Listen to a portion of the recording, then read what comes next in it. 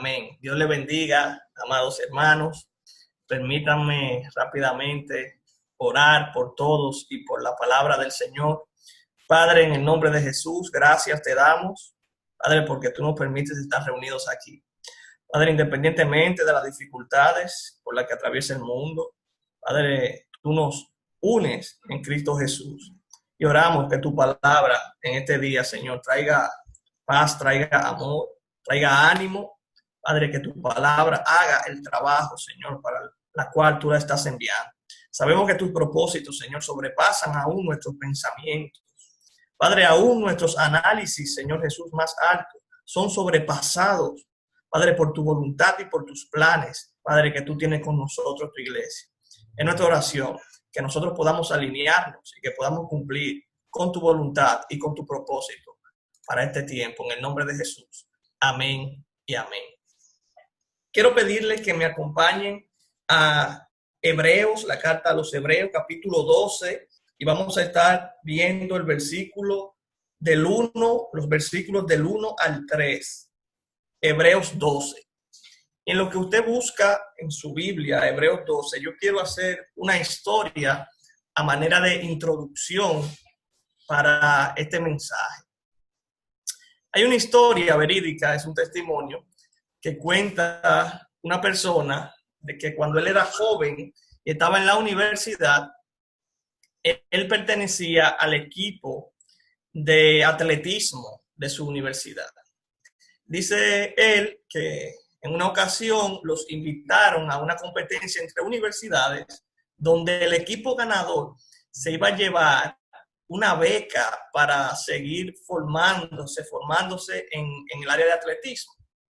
Dice él que su universidad seleccionó a los 3 mejores corredores, entre uno era ellos, y que duraron meses trabajando duro y preparándose para el día de la carrera, trabajando por la mañana y trabajando en la tarde, haciendo los ejercicios necesarios, comiendo como tenían que comer, enfocándose para estar listos para esta carrera. La carrera era una carrera de relevo, donde corrían 3 participantes pasándose el relevo, y el equipo que llegara al final a la meta, primero la meta, ese equipo ganaba. Bueno, llegó el día de la carrera, a él le tocó ser el primer corredor, porque ponen de primero y de último a los corredores más rápido. A él le tocó, dice él, que arrancó y que corrió con todas sus fuerzas como nunca había corrido en su vida.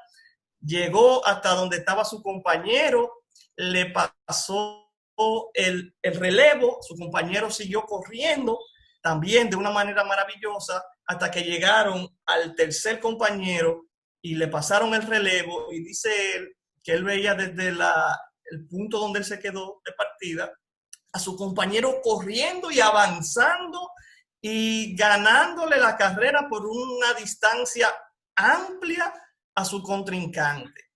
Pero que de repente él ve que su compañero, estamos en una carrera.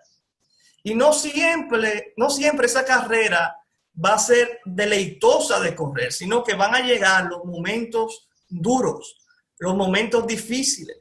Va a llegar el tramo incómodo de recorrer.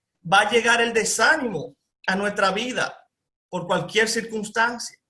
Pero es la palabra de Dios la que nos enseña que nosotros debemos ser fortalecidos y capacitados para seguir corriendo en el ritmo que Dios quiere que nosotros estemos corriendo. Voy a leer Hebreos 12 y voy a leer el versículo 1 que dice: por tanto, nosotros también, teniendo en derredor nuestro tan grande nube de testigos, despojémonos de todo peso y del pecado que nos asedia, y corramos con paciencia la carrera que tenemos por delante.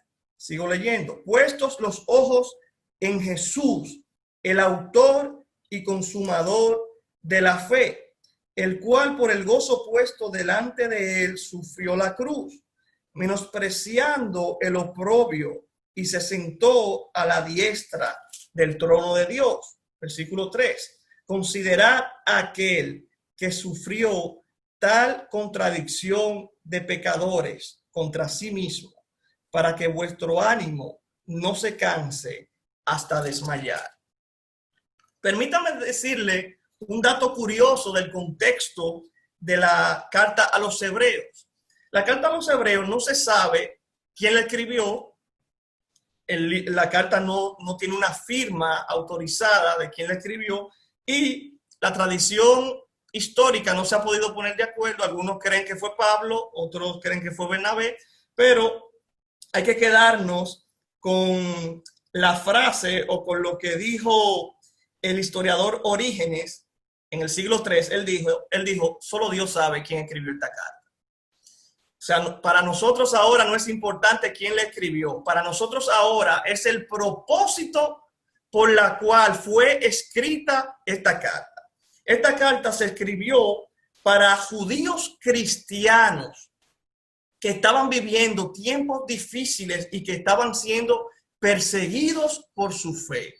Estos hermanos que vivieron siglos atrás en la fe estaban esperando la venida de Jesucristo, así como la esperamos nosotros, pero ellos empezaron a notar como que Cristo estaba durando mucho para llegar. Y si a eso le sumamos las persecuciones que ellos sufrieron por su fe, esto empezó a traer desánimo en ellos. Entonces el autor de esta carta decide escribir esta carta precisamente para traer ánimo a ellos, para animarlos en medio de la dificultad, para animarlos a perseverar y a no desmayar. Y es de eso que vamos a hablar en el día de hoy. El primer punto, hermanos, que tenemos que ver es que estamos en una carrera, pero no estamos en una carrera de velocidad, no estamos en una carrera que se trata de correr más rápido, sino que estamos en una carrera que habla o nos exige perseverancia.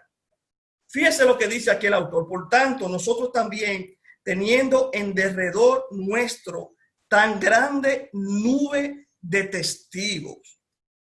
¿Qué nube de testigos? ¿A qué se refiere el autor? Para poder ver eso, tengo que ir al capítulo 11 de este mismo libro, donde la Biblia empieza definiéndonos lo que es la fe. Y voy a leer los primeros 3 versículos del capítulo 11. Dice, es pues la fe, la certeza de lo que se espera y la convicción de lo que no se ve. Porque por ella alcanzaron buen testimonio los antiguos. Por la fe entendemos haber sido constituido el universo por la palabra de Dios, de modo que lo que se ve fue hecho de lo que no se veía. Aquí el autor está hablando acerca de la fe y luego de presentar una definición de fe, él habla acerca de una lista de personajes históricos que pueden ser confirmados por las escrituras y por la historia fuera de la escritura, de hombres que vivieron por medio de la fe y que esa fe los llevó a perseverar, los llevó a alcanzar el fin que Dios tenía con cada una de sus vidas. Y empieza mencionando a Abel allá en el Génesis, pasa por Abraham, habla de José, habla de David, hasta llegar a los tiempos en los que se escribió esta carta, y él dice, y otros muchos fueron apedreados, otros muchos murieron, fueron aserrados, sufrieron por ser portadores de esa fe. De manera indirecta, el autor está poniendo el ejemplo de una carrera de relevos, donde el relevo que se pasa, hermanos, es la fe. Y él le está mostrando a ellos, y nos lo está mostrando a nosotros hoy, que ese relevo llegó a nosotros, el relevo de la fe, por medio de la perseverancia de aquellos hombres que corrieron pacientemente, que corrieron firmemente por el camino, por la carrera de la fe. Por eso hoy en día nosotros podemos estar hablando con la Biblia en mano acerca de esta fe, porque estos hombres fueron fieles y perseveraron, cumplieron con su propósito. Pero ahora nos toca correr a nosotros. Nosotros estamos en medio de la carrera. Y quizás puede que nos esté visitando el desánimo. Los que han practicado deportes, especialmente este tema de correr, se dan cuenta o pueden saber que cuando uno va por mitad del ejercicio, por mitad de la carrera, ya las fuerzas no son las mismas. Ya el ánimo no es el mismo. Ya uno empieza a competir no solo contra las demás personas que están corriendo, sino que la competencia se hace más personal y uno empieza a competir contra su propio cuerpo, contra su propia mente. Y bajo esa línea, aquí el autor da el consejo: miren los testigos que nosotros tenemos. Ellos fueron capaces de hacerlo. Miren su testimonio. Ellos eran hombres y mujeres como nosotros y pudieron. Eso quiere decir, hermano, que sí se puede. Pero él no solamente se queda ahí, sino que él dice: tenemos que despojarnos de todo peso y del pecado para poder correr con paciencia la carrera que tenemos por delante. Sería algo loco, algo irracional, usted ir a una carrera, a una competencia de este tipo, con una mochila cargada de piedras. ¿Verdad que sería un poco irracional esto? Esto te va a quitar agilidad, te va a quitar velocidad y va a hacer que te canses más rápido. El autor dice aquí que esa mochila llena de piedra es el pecado y el peso que el pecado tiene sobre nosotros. De manera tal, hermanos, que una de las cosas que van a llegar o que van a hacer desanimarnos en este camino es el pecado. El pecado que hay en el mundo y el pecado que puede afectar mi corazón. Ese pecado con el que tú y yo batallamos, nuestra naturaleza caída. Por eso la Biblia dice que en verdad el espíritu está dispuesto, pero que la carne es débil. Nos toca, hermanos, con la gracia de Dios, apelando a la misericordia y a la obra de Jesucristo, despojarnos del peso de ese pecado. Nos toca a nosotros creer que Jesucristo murió en la cruz por el perdón de cada uno de estos nuestros pecados, y no solamente para perdonarlos, sino para que nosotros ya no tengamos que cargar con ellos. La Biblia enseña que en la cruz Cristo cargó con el pecado de la humanidad. Y dice que el acta de sentencia de muerte que nos acusaba fue clavada en su cruz junto con él, y que él nos despojó de ese peso para que nosotros podamos correr y podamos avanzar al ritmo que Dios ha preparado para cada uno de nosotros en esta carrera de la fe. ¿Qué pasa, hermano? Que en esta carrera, como les decía, no se trata de correr rápido, no se trata de velocidad, sino que se trata de paciencia. Se trata de caminar a un ritmo que nos permita acabarla como Él quiere que lo hagamos. Y fíjense, el autor dice: corramos con paciencia la carrera que tenemos por delante. Corramos sin desesperarnos. Corramos calmados, tranquilos, al ritmo que Dios quiere que nosotros corramos. Quiero leerle en Primera de Corintios, capítulo 9, versículo 24. Aquí Pablo hace la siguiente pregunta: ¿no sabéis que los que corren en el estadio, todos a la verdad corren, pero uno solo se lleva el premio? Corred de tal manera que lo obtengáis. Hermanos, no se trata solamente de correr, no se trata solamente de transitar el camino de la fe, sino que se trata de hacerlo bien. Nadie que corre, nadie que compite, lo hace sin conocer las reglas de la competencia. Imagínense que un corredor decida correr con patines. Va a ganar, va a llegar primero, pero va a ser descalificado.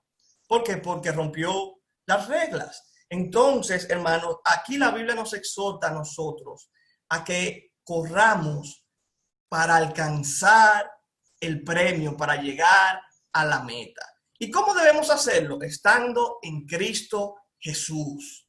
estando en Jesús, estando en su gracia, por medio de Él, por medio de la capacidad que Él nos da, por medio, valga la redundancia, de los medios que ya Él nos ha dado. No se trata de nuestras fuerzas, no se trata de nuestras reglas, no se trata de vivir como yo creo que tengo que vivir o como yo entiendo que son las cosas, sino como Dios nos dice en su palabra que debemos hacerlo y como Dios nos dice en su palabra que son las cosas porque Él fue que las hizo así.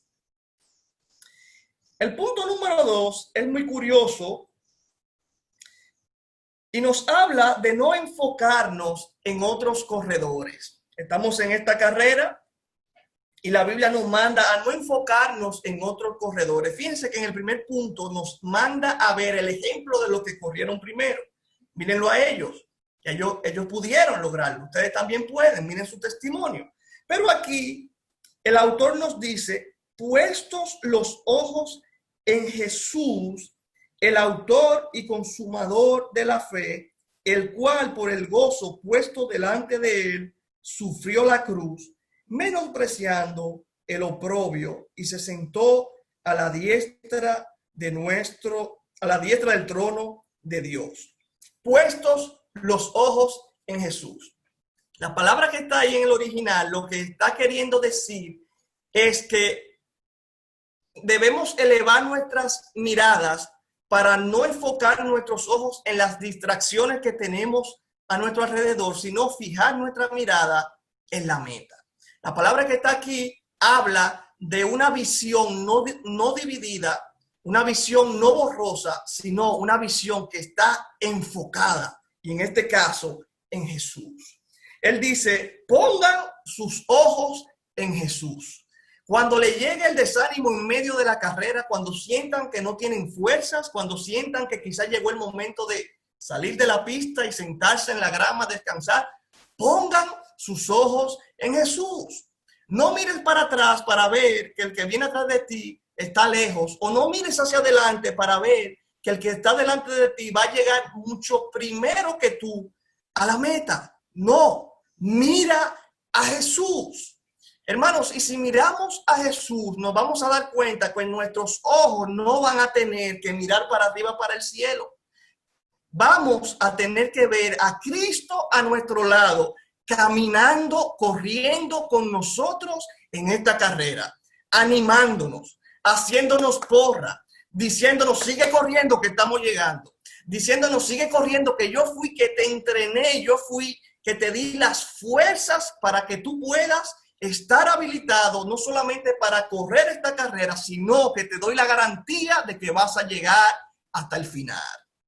Entonces nuestra mirada, hermanos, no puede distraerse, porque cuando nos distraemos nos desenfocamos y ahí el pecado nos toma por el brazo, ahí nos desanimamos. Entonces debemos ver a Jesucristo. Y fíjense qué curioso que cuando el autor dice, pongan sus ojos en Jesús, él dice, es el autor y consumador de la fe. Él fue el que creó la fe. Él fue quien la diseñó y también fue quien la consumó. Fue quien la completó. Fue quien se las puso a ustedes en su corazón. Y él dice cómo.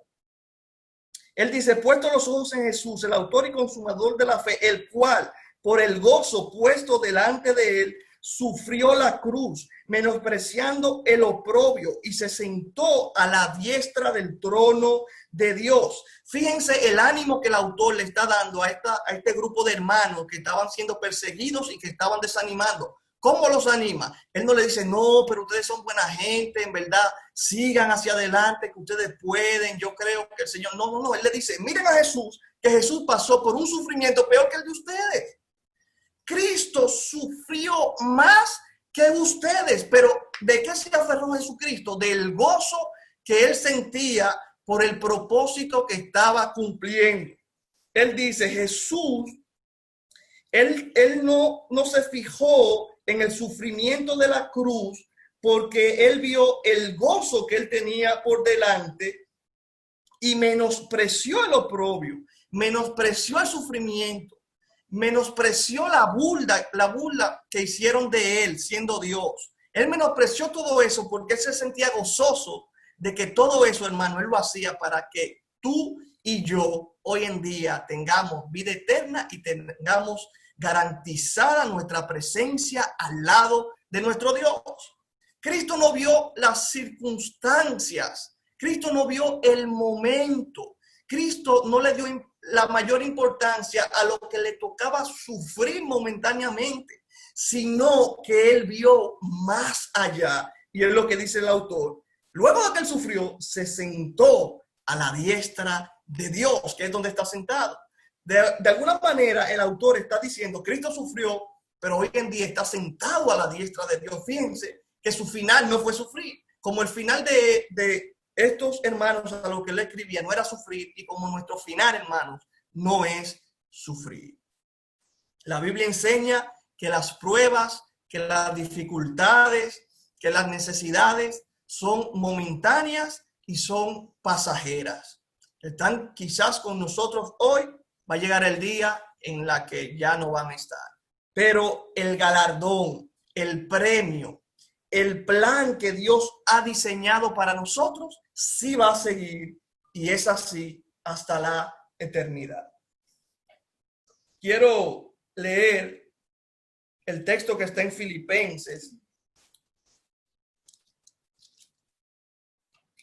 capítulo 2, y voy a leer desde el versículo 5 hasta el 11 de Filipenses 2, para que esta palabra traiga ánimo a nosotros. Dice: haya pues en vosotros este sentir que hubo también en Cristo Jesús, el cual, siendo en forma de Dios, no estimó el ser igual a Dios como cosa a que aferrarse, sino que se despojó a sí mismo, tomando forma de siervo, hecho semejante a los hombres, y estando en la condición de hombre, se humilló a sí mismo, haciéndose obediente hasta la muerte, y muerte de cruz. Por lo cual Dios también lo exaltó hasta lo sumo, y le dio un nombre que es sobre todo nombre, para que en el nombre de Jesús se doble toda rodilla de los que están en el cielo, en la tierra y debajo de la tierra, y toda lengua confiese que Jesucristo es el Señor, para gloria de Dios Padre. Precisamente esto.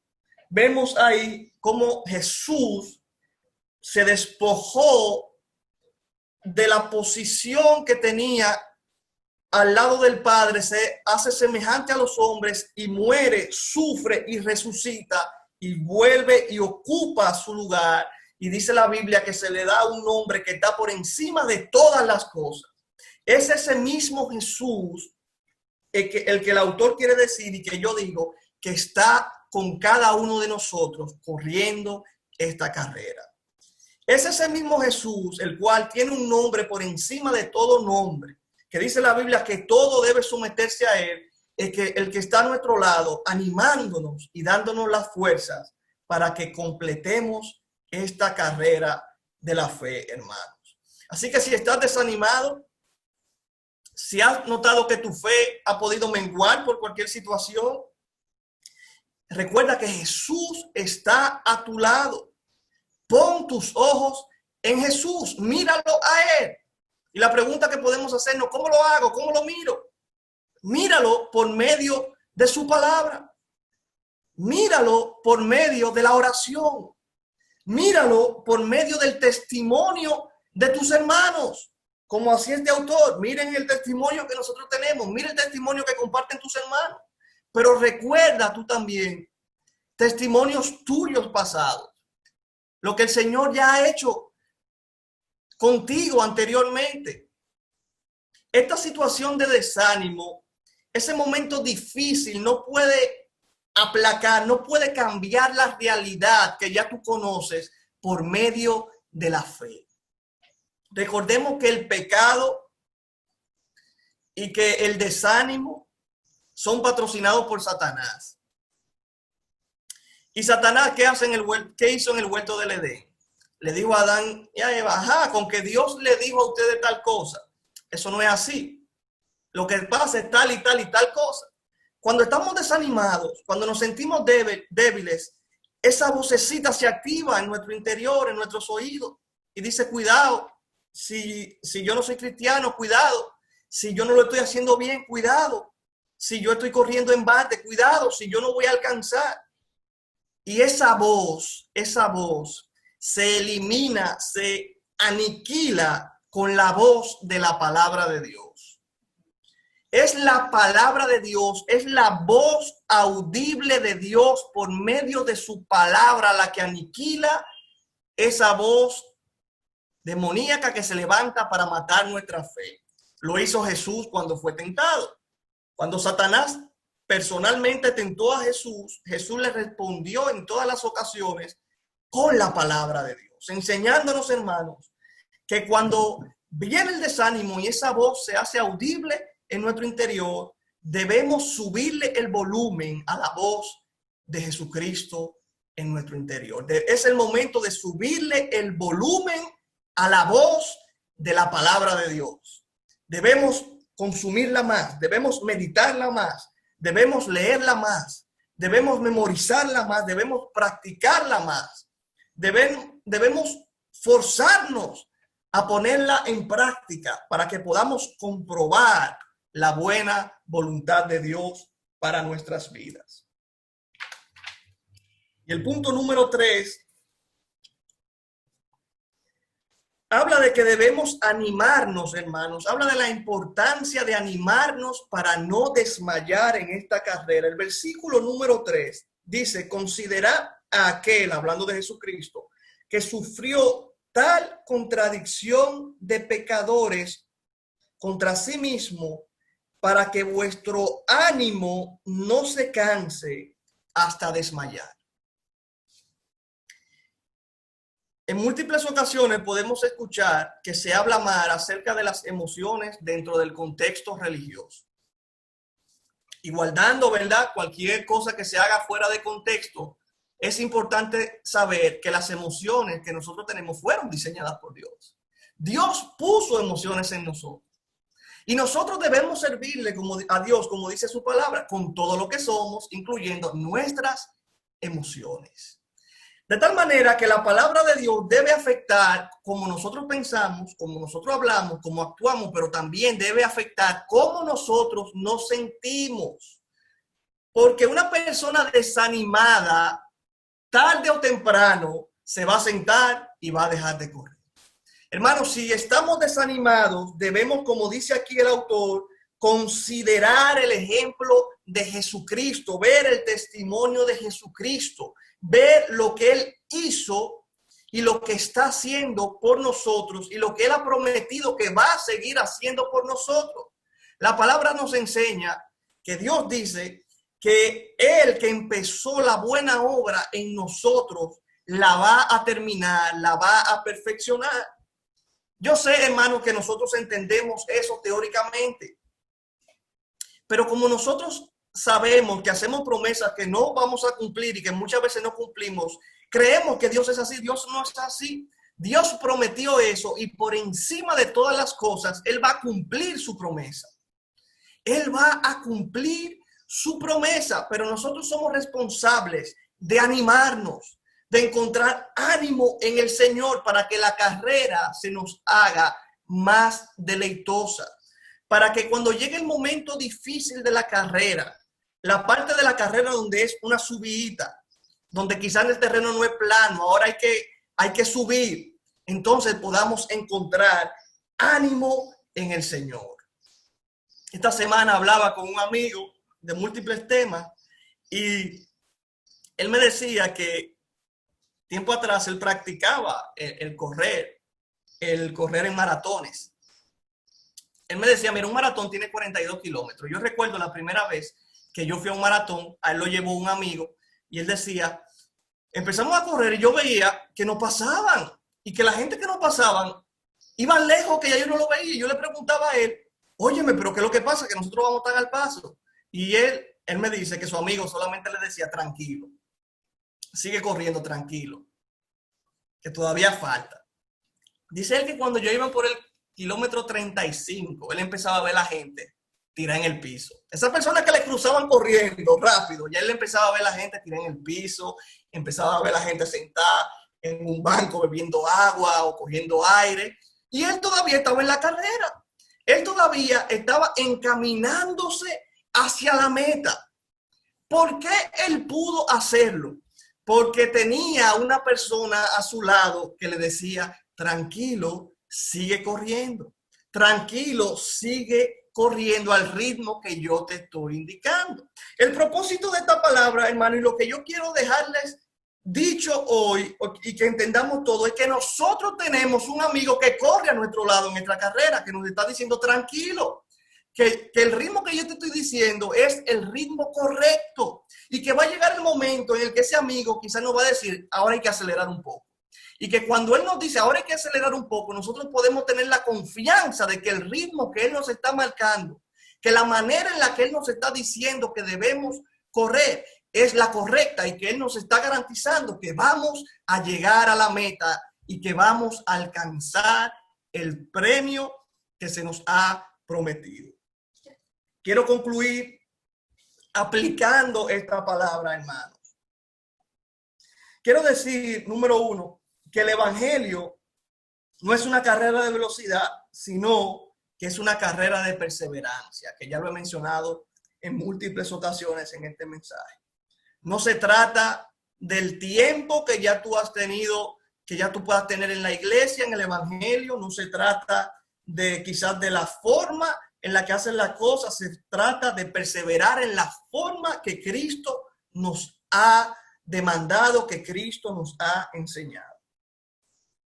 Número dos, ya otros corrieron primero que nosotros y llegaron. Eso debe decirnos que se puede. Eso debe decirnos, hermanos, que lo especial que ellos tuvieron para hacerlo, nosotros lo tenemos, que es a Cristo Jesús y su Santo Espíritu que mora en cada uno de nosotros. Número tres, la dificultad y la falta de fuerzas deben llevar nuestros ojos a Jesús. Cuando estemos en medio de la dificultad, cuando sintamos que la fuerza nos falta, que la fe nos falta, por ningún motivo debemos dejar que nuestros ojos se desvíen al mundo, se desvíen a abandonar, se desvíen a volver atrás. Es el momento de clavar nuestra mirada en Cristo Jesús. Es el momento de mirar como nunca habíamos visto hacia nuestro Señor y Salvador. Y número cuatro, esta carrera se corre acompañado, tanto de Cristo, como ya lo dije, pero también de la compañía de nosotros como iglesia.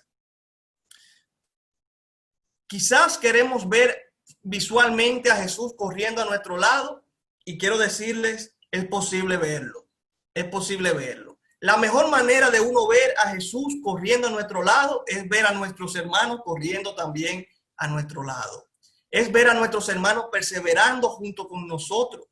Ver a nuestros hermanos que quizás cuando uno cae, uno tropieza y cae, el otro lo levanta para que siga corriendo. Por eso somos iglesia, por eso somos una manada, por eso no somos llaneros solitarios, sino que somos ovejas, todos juntos en un mismo prado, avanzando con la ayuda y la dirección de nuestro buen pastor, que es Jesucristo. Amén. Permítanme orar para concluir. Padre, en el nombre de Jesús, en mi oración, Señor, por mis hermanos y por mí, que tú nos ayudes a seguir avanzando, Padre, en esta carrera de la fe. Que si hay alguno desanimado en medio de nosotros, tú lo animes, Señor, de manera sobrenatural por medio de tu Santo Espíritu, pero que nos permita también a nosotros extenderle una mano solidaria, una mano, Señor Jesús, acompañada de una palabra tuya que lo levante, que lo fortalezca. Padre, y que nuestro hermano pueda ver que no está solo, que estamos corriendo todos unidos, Señor. Padre, y que cuando nos toque llegar a la meta y estemos allá, podamos ver a nuestro alrededor y que conforme a tu misericordia y a tu gracia, podamos estar todos juntos, unidos en ti, celebrando, Padre, que sí pudimos.